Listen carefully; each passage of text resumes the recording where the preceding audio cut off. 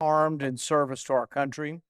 I've supported several bills to take care of our veterans. In February of this year, I supported a bill that passed the Senate called the Health Care for Burn Victims Act, which extends the eligibility period for combat veterans who served after 9/11 and were exposed to toxic substances, so they're able to receive care at the VA. I've also supported the VA Mission Act, the Dr. Kate Hendricks Thomas Service Act, the Team Caregivers Act, and the Veterans Appeal Improvement and Modernization Act, all of which expand care for veterans. When the war in Afghanistan came to a close, I proposed using those funds saved by ending the war to give a $2,500 bonus to all members of the military who served in the global war on terrorism. We must take care of our veterans and keep our country strong. This bill puts our economy, though, at risk by creating presumptions of service connection for the most common of ailments. For example, this legislation creates a presumption of service connection for Vietnam veterans for hypertension. But according to the CDC, 50% of men and 44% of women in the United States have hypertension. More than 60% of people over the age of 60 have hypertension. In total, the CDC estimates that 116 million Americans have hypertension.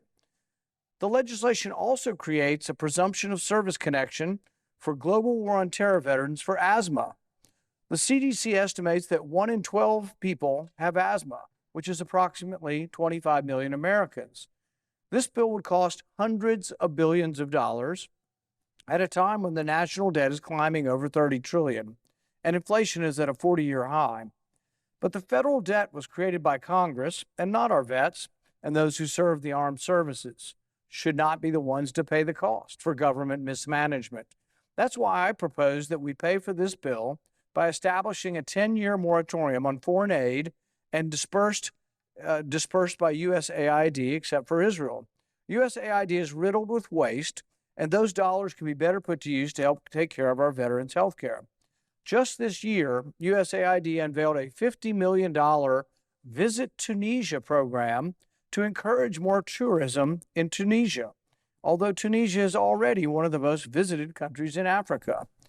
In 2016, USAID started a program to help the Afghan government help farmers as it cut checks to NGOs to fund Afghan farmers.